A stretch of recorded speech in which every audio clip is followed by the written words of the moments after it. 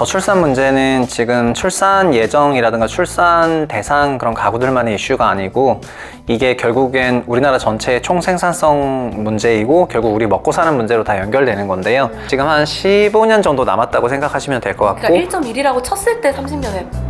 네, 맞아요.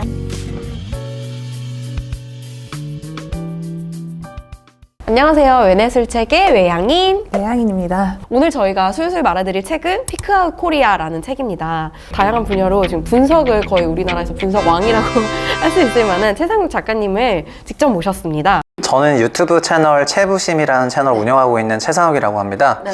올해 4월 달에 그 피크아웃 코리아라는 책을 냈고요. 작년부터 저희 채널이 좀 성장을 했는데 그게 저출산하고 수도권 과밀의 문제들을 다루면서 영상이 많은 분들의 사랑을 받으면서 채널이 커졌거든요. 영상을 준비하면서 리서치를 많이 했고 그거를 다 대본화 했었기 때문에 그런 것들을 좀 묶어가지고 이제 책을 내면 좋겠다라고 생각을 해가지고 대본을 베이스로 이제 새로 리라이팅을 해가지고 올해 책을 내게 되었습니다. 그래서 영상에서는 문제만 좀 지적을 하는데 책에서는 좀 솔루션도 냈기 때문에 그렇게 생각해 주시면 좋겠습니다. 피크아웃이라는 말은 주식시장에 많이 나오는 말인데 그 정점 치고 내려갈 때를 픽아웃이라고 말을 하거든요. 특히 산업이 좀 성장하다가 꺾였을 때 피크아웃 왔다 이렇게 얘기를 많이 하는데 우리나라 기준으로 피크아웃이라는 거는 실질 성장률이 플러스였다가 마이너스로 내려가는 이 성장의 피크아웃을 말하는 거거든요. 그러면은 피크아웃이 왔을 때부터는 한국은 구조적으로 저성장과 역성장, 현재는 저성장 구간인데 미래에는 마이너스 성장.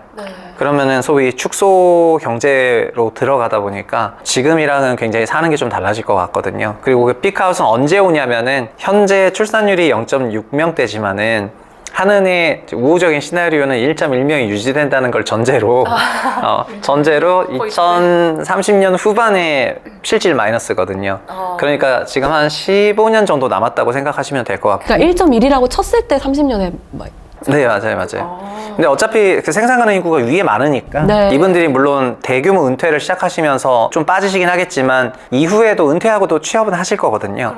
그리고 밑에서 올라오는 거는 아직은 너무 어려가지고 지금 출산율이 더 낮아지더라도 그 아마 피크아웃 시점은 유사할 겁니다. 미래에 더 세게 오냐 안 오냐 그 차이지. 그래서 아마 2030년대 중후반을 실질 성장률 마이너스로 들어가는 그런 구간이라고 생각하고 이거는 저는 거의 올 것 같은데 그거를 이제 피크아웃이라고 했고 피크아웃은 결국 저출산 때문에 왔으니까 이런 걸 지금이라도 바꿔야 되는데 그랬으면 좋겠다는 취지로 쓴 책이고요. 마치 지구 온도 2도씩 올라가면은 자가기는 극복 못하는 것처럼 그런 거로 환경에서 맨날 말하는데 결국은 해결이 안 되는 거랑 유사하게 그런 마음으로 이제 썼습니다. 대책들도 보면은 뭐 대출을 해준다던가 약간 그쪽 관점으로 많이 포커싱이 되어 있는 것 같아요. 그렇죠. 사실 높은 주택 가격이 저출산의 큰 원인 중에 하나인데 그 집값을 안정화시키는 대책을 차마는 못 쓰고 그럼 뭐 대출 좀 더 해줄까 저리로? 이러면서 올라타라는 거거든요. 그러니까 젊은 사람들 입장에서는 빚이 어마어마해 보이는데 이렇게 비싼 건데 내가 40년 만기로 빌려가지고 40년 생활을 못해요.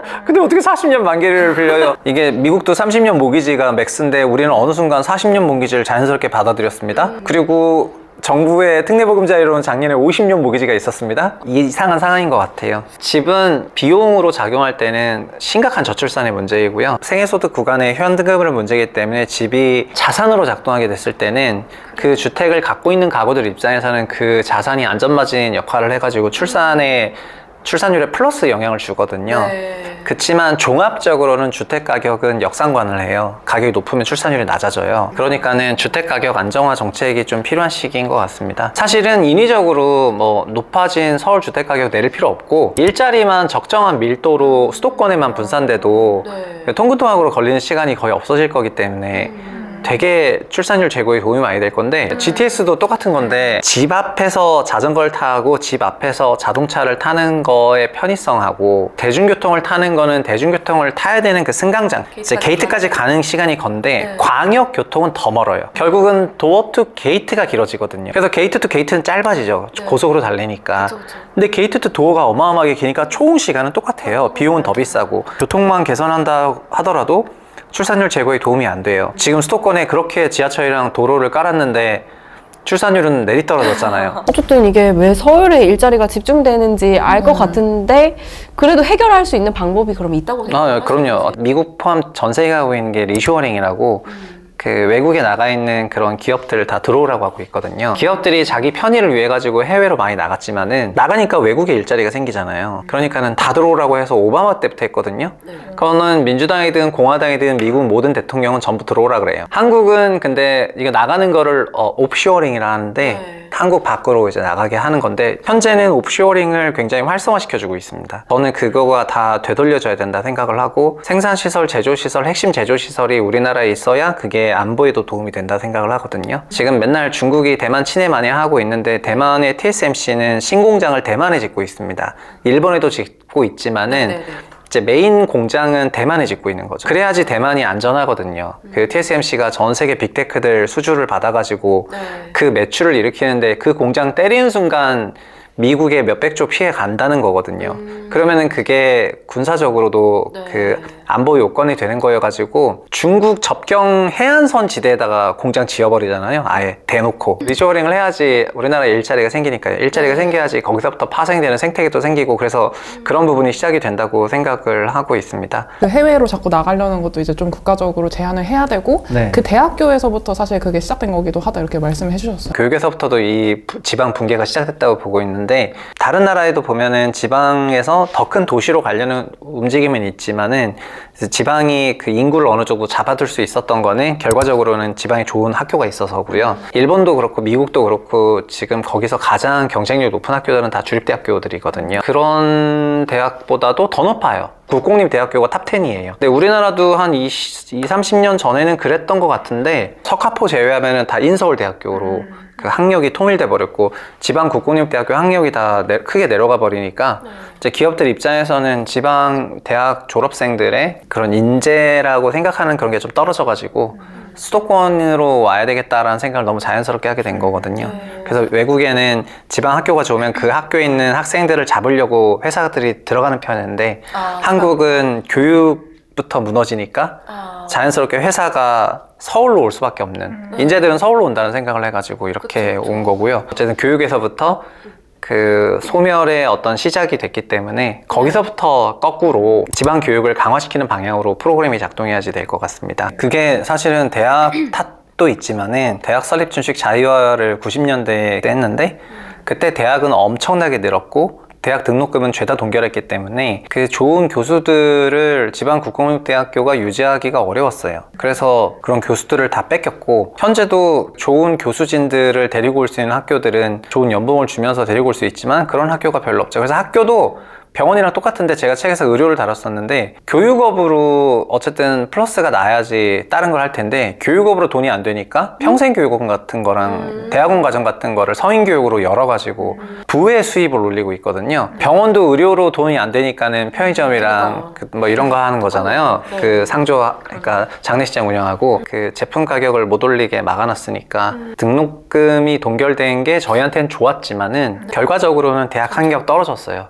자연스럽게 지방에 있는 학력 저하와 함께 이제 그런 소멸이 나오는 단초를 만들었다고 생각을 합니다. 의료도 수가, 행위별 수가로 딱 통제를 해버리니까 자연스럽게 왜곡이 될 수밖에 없었는데 그동안의 왜곡의 방향은 필수과에 대한 그 3분 진료로 왜곡이 됐는데 의사를 만났는데 30분 정도 편하게 얘기하는 게 아니라 그냥 따다다닥 하고 가세요. 1분 진료로 끝나버리는 형태로 왜곡이 됐지만 어쨌든 의료비는 쌌기 때문에 그게 우리한테는 익스큐즈가 됐는데 이제는 그 필수과 의사를 관리한 사람이 없어지다 보니까 이제 그분들 돌아가시고 나면은 이제는 이제 감기약 받으러 피부과 가야 돼요. 그럴 수도 있어요. 근데 이거 되게 현실적인 이야기인 거잖아. 소아과가 없어가지고 외국처럼 드럭스토어 중심으로 그렇게 갈 수도 있는 거죠. 병원이 없어지면은 이제 약국 가야 되는데 아시겠지만 우리나라에 약국도 다 사라지고 있어가지고 이런 게 약간 악순환으로 더 점점 사람들이 수도권에 또 살게 심해질 만드는 그런 예, 맞습니다. 그래서 저는 이미 피크아웃이라는 게 형식이 지방 소멸과